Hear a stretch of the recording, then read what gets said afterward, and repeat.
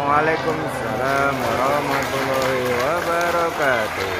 Itu banyak para ulama-ulama, banyak para syuhada yang dikuburkan di tempat itu. Satu ketika di situ ada namanya haffarah, penggali kuburan yang spesialis untuk menggali kuburan, mengatur dan menata di mana orang-orang akan dikuburkan. Ada seorang perempuan datang memesan kepada beliau, "Ya Haffar, wahai penggali, tolong siapkan buat saya satu kuburan." Diceritakan besarnya ukurannya kira-kira. Sejam kemudian itu kuburan selesai. Datanglah sekelompok orang membawa seorang jenazah. Yang memikul jenazah itu tidak terlalu banyak. Kalau bahasa tidak terlalu banyak menunjukkan dia bukan siapa-siapa. Kalau tokoh pasti banyak. Ini yang mengantarkannya tidak seberapa orang. Begitu diturunkan kerandanya, dikeluarkan dia dari dalam keranda, hendak dimasukkan ke liang lahatnya. Tiba-tiba si Haffar ini melihat dua sosok orang yang naik kuda, lalu kemudian merampas itu mayat jenazah, dibawa kabur. Begitu dia lihat ternyata itu kuburan terbuka seperti istana yang singgasana, seperti taman dari taman-taman surga. Karena itu peristiwa pertama kali terjadi seumur hidupnya sebagai seorang penggali kuburan. Lalu dia pun terjatuh pingsan. Orang-orang mengangkatnya dari dalam sampai ke atas, diserami, dipercikan pakai air. Begitu ia sadar ditanya, ia ceritakan apa yang ia lihat. Hanya dia tok yang melihat peristiwa itu. Hanya dia sendiri yang menyaksikan peristiwa itu. Yang lain tidak ada.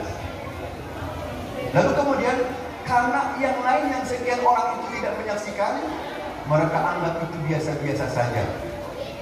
Berlalu beberapa bulan kemudian, seorang perempuan yang pernah datang kepadanya datang kembali, meminta, "Ya Haffar, wahai penggali kuburan, siapkan buat saya satu kuburan seperti ukuran yang kemarin berlalu." Akhirnya digali. Berlalu beberapa jam, jenazah datang dibawa oleh sekelompok kecil orang.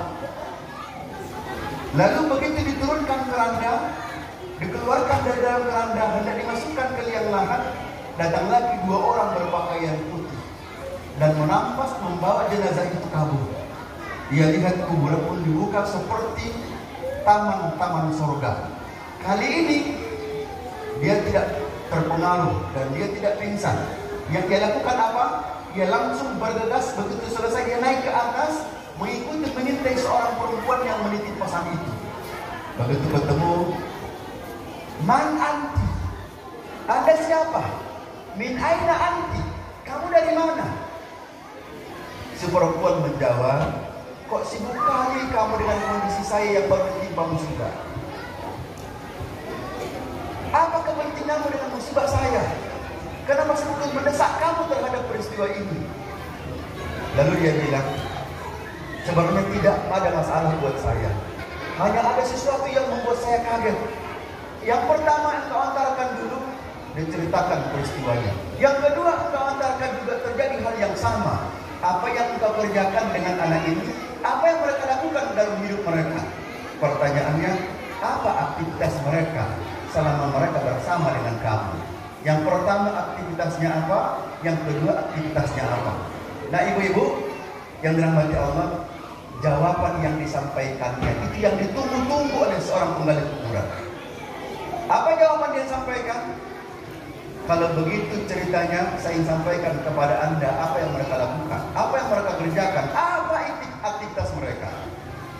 Lalu bapak-bapak, ibu-ibu, kata seorang ibu tadi, yang pertama itu adalah anak saya. Yang kedua juga anak saya. Mereka berdua ditinggal oleh ayahnya. Maka hidup kami susah. Sehingga sepakatlah satu orang di antara mereka bersekolah, yang satu untuk cari nafkah. Yang pertama meninggal itu adalah penuntut ilmu. Yang kedua, itulah abangnya yang senantiasa mencari nafkah supaya dia bisa menuntut ilmu. Lalu dia sadar, dia paham bagaimana kaifa yu'amiluhullahu talibal ilmi, bagaimana Allah memperlakukan orang-orang penuntut ilmu itu, dan bagaimana Allah memuliakan orang-orang yang berpartisipasi, mengeluarkan biayanya, mengeluarkan dananya, mengeluarkan pikirannya, meluangkan waktunya, memberikan perhatiannya. kepada orang-orang yang menuntut ilmu itu. Di dunia dibuka taman-taman surga. Di akhirat berarti bisa dipastikan. Mulai saat itu dia tinggalkan profesi sebagai hafal, penggali kuburan. Lalu kemudian dia datangin ulama. Dia katakan, ya Syekh, saya ingin belajar. Saya ingin belajar. Saya ingin mulai hari ini dari nol. Lalu sang Syekh bertanya, kamu berkalah. Sudah berapa usiamu hari ini? Kata beliau, saya tidak tahu pasti berapa umur saya. Kalau saya hitung-hitung, saya perkirakan di sekitar 45 ke 50 tahun lah umur saya hari ini. Berapa usianya tadi? Bisa kasih? 45 ke 50 tahun. Usia 45 ke 50 tahun. Lalu karena ia mendapatkan jawaban betapa Allah memuliakannya, orang yang menuntut ilmu dan yang membiayai, memberikan perhatian kepada penuntut ilmu, maka ia pun belajar. Alhamdulillah, setelah ia belajar dimulai dari nol. Kalau dulu kami di pondok, mulai dari nol itu menghafal matan ajrumiyah.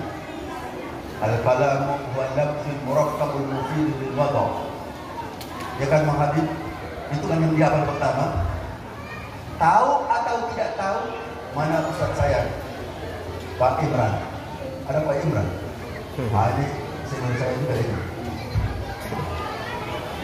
Dimulai dari situ. Alhamdulillah dengan usia 40 ke 50 tahun, tidak berapa lama karena kesungguhan dan keseriusan, maka ia pun menjadi ulama besar. Dicatat sebagai ulama besar di Damaskus yang bernama Abdurrahman Al-Haffar. Abdurrahman Al-Haffar, ulama besar di Damaskus, dimulai belajarnya, menghafalnya dari usia 45 perkiraan sampai 50 tahun. Maka selamat buat bapak-bapak. Kalau kita belum dapatkan, berarti kesungguhan dan keseriusan kita yang belum kita miliki. Oleh karenanya, sekali lagi